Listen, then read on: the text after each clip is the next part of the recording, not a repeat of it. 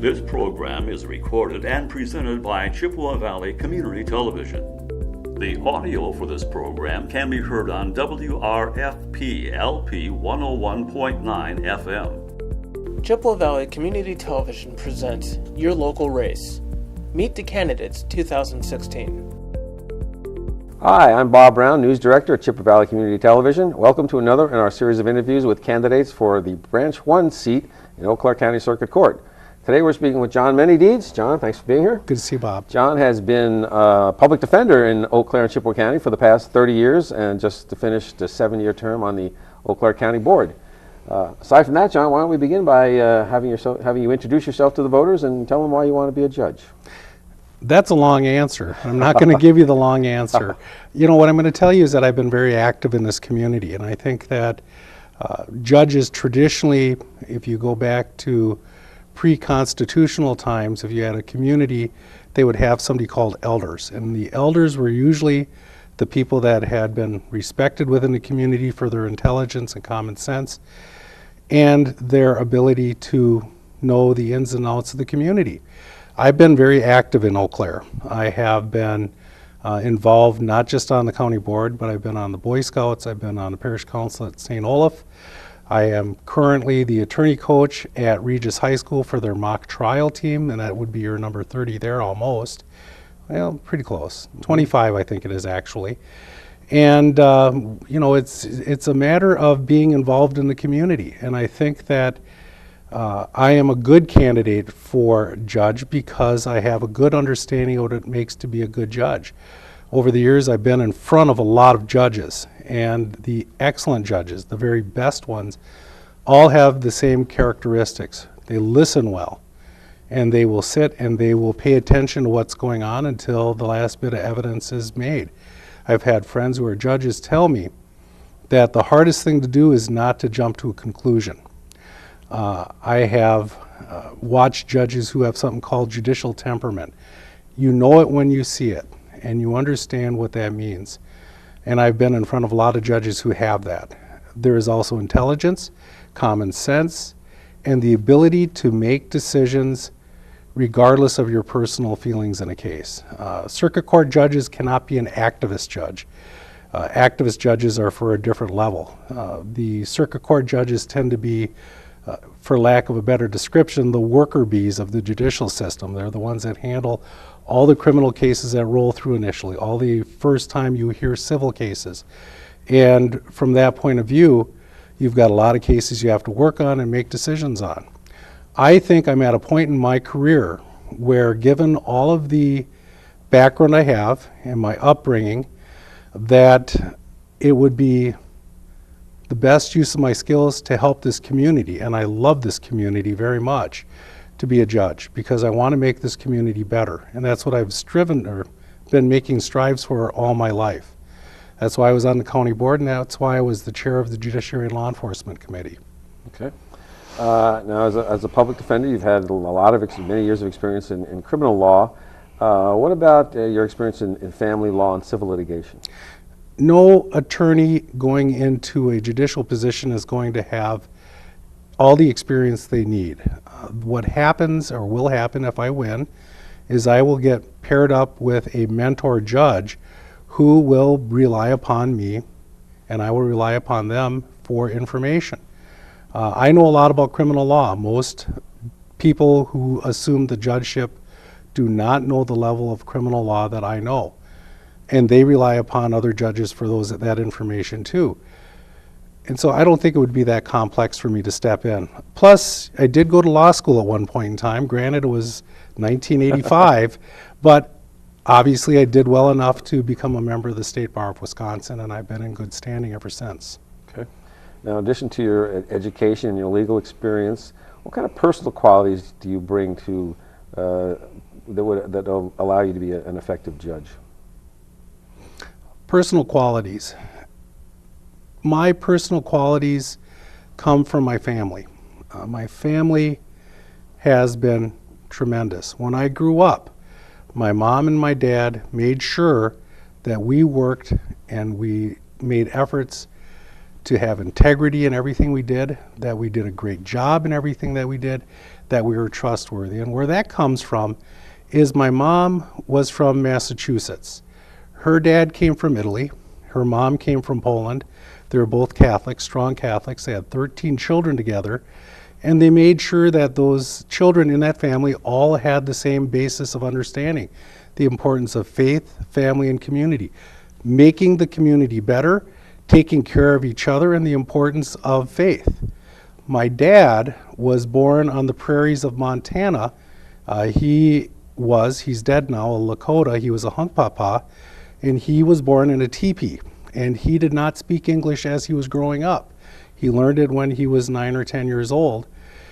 But traditional Native American Lakota Hunkpapa tradition included the same issues: faith, family, and community, making sure that everything is done for the betterment of everybody involved. When you grow up in that environment and you're being taught all this stuff, my parents never told me I had to go to college. My parents never told me I had to achieve. There was always an understanding. My family, my brothers and sisters, and there are 6 of us, have all made efforts to help every community that we've lived in. And I've done the same here. And that's my background. And I think it's a wonderful background. Okay, all right. Assuming that you do get elected to the judgeship, how challenging do you think it'll be to move from that long-time role you've had as an advocate for your clients to the more neutral role of the judge? I think that will be an easy transition. When a person is sworn in to be a judge or to be an attorney in the state of Wisconsin, you take a very solemn oath. And one of the conditions of those oaths tend to be that you zealously represent your clients. And that's what I do as an attorney. That's what all attorneys do professionally, is they zealously represent their clients. When a person becomes involved in public service, whether it's on the county board, whether it's a police officer, or an attorney assuming a position of a judge, they take a different oath, and that oath is to uphold the Constitution of the United States and the state of Wisconsin. Both oaths are very solemn, both oaths are very serious, and I think that when I take a different oath, assuming I'm elected, that will be what guides me. Okay. Now, one thing that I think many voters find a little frustrating when it comes to electing judges is there are certain restrictions against the things that you can discuss, and many times it becomes a judicial candidate race becomes a battle of resumes. Do you think judicial candidates should have more freedom in being able to express their personal views on issues and perhaps pending cases or cases that have already come before the courts? I think the Supreme Court rules dictate and wisely dictate what we should and should not be talking about. The integrity of the legal system is paramount to anything else. If I am able to make comments about various cases, for example, today where we're filming happens to be the day that one of the members of the Treasurer's Department is being sentenced. If I could make comments about that, other people would look at that as me criticizing or making other comments about a sitting judge's decision on a case. And I think that is bad for the integrity of the system. And that's what the Supreme Court rules say. So I believe that it is wise for us not to have to be able to make comments about those types of cases. Okay. What about the suggestion that has been made quite frequently that judges should be appointed by some sort of a commission of people who have more expertise in the law than by the whims of voters? That is also a great question. The issue then tends to be who gets to do the appointing. And if it's a political appointment, I'm not necessarily sure that reflects the community interests in that position. As I said at the beginning of this statement, that judges are the elders of the community in a sense. And the community has to know who is making these decisions. The community has to have an idea of what makes up this person. And I think a commission looking at a person and making a determination is one thing, but having neighbors and friends make a decision as to who they feel would be a better judge is a better way to go. So at this point in time, I would say that I think appointments would not be the way to go. I think that having judicial elections is a wise way to go. Okay. I think obviously there's problems with both, but I think the community needs to have input in on this important position. Okay. You've had a lot of experience in the Eau Claire County Circuit Court. Do you have any ideas that you might bring to the bench, some suggestions for how the local court system could be operated differently, either more, in terms of efficiency or fairness? Well, the fairness issue is inherent with the system. You can't deal with the fairness issue. That's something that goes toward the integrity of the system. So I'm not going to comment about fairness. But as far as making things more efficient, my committee, Judiciary and Law Enforcement, of which I've been the chair for the last 4 years, has dealings with the Sheriff's Department, the Clerk of Courts, the courts themselves, and other offices that are dealing with judicial issues. During that time, we have helped the Criminal Justice Cooperating Council implement something called evidence-based decision-making, and the idea behind that is to allow what they call treatment courts and alternative diversion programs to exist. The idea behind them is to treat people for what the issues are, dealing with crime in a smart manner. When I started practicing law 30 years ago, you could have a kid who did something relatively minor, and their parents would say to the courts, have them sit in jail for a night. That's not a big deal. It'll be good for them. It'll teach them a lesson. It's tough love. The University of Cincinnati, which has been helping us implement this program in Eau Claire, has been the forefront of this evidence-based decision-making, and they have determined through years of study that is absolutely the wrong thing to do. Because when you have a young person who is scared and you put them in a jail full of people who are there for good reason, they end up being taken care of by somebody who may have bad intentions. And the next thing you know, this young man or this young woman who did something relatively minor is involved in much more serious offenses with their new friends that they met while doing their one night up in jail. So I think that things have changed, and I think that that is a very important part of our community. The ultimate idea behind evidence-based decision-making is to treat people for what their issues are and to go forward. The treatment courts are a great example of that. We have seen statistical analysis for the last 3 years and more that show that we have had a decrease in recidivism from people that are involved in these programs compared to people that were not.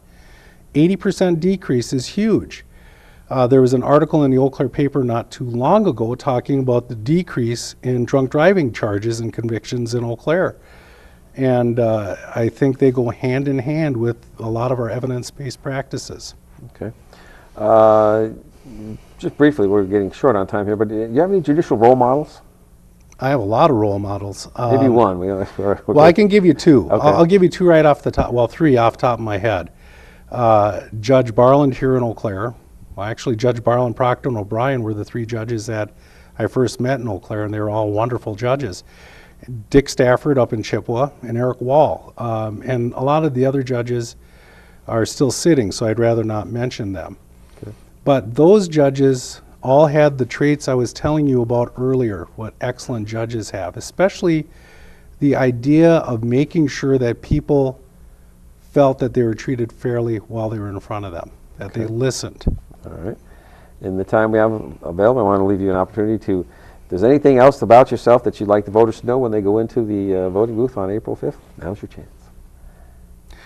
There's a lot of things I would like to say, but I think We've the only got about a minute left. the most important thing I would say is that I will be a good judge for this community, that I will listen to cases, and if you have a friend or a relative or a child who is having a case, whether it's civil or criminal, being heard by me, that rest assured that they will have their case heard and will be heard fairly.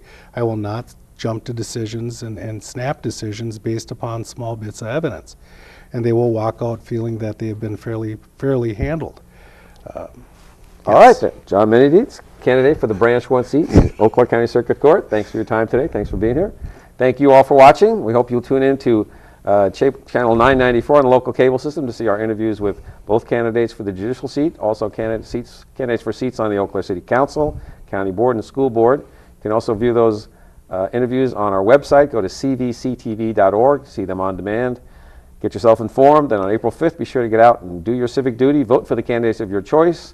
And that night, beginning at 9 p.m., you can tune in to Channel 994 to see all the latest election returns as they come in. Thanks for watching. This program was recorded and presented by Chippewa Valley Community Television.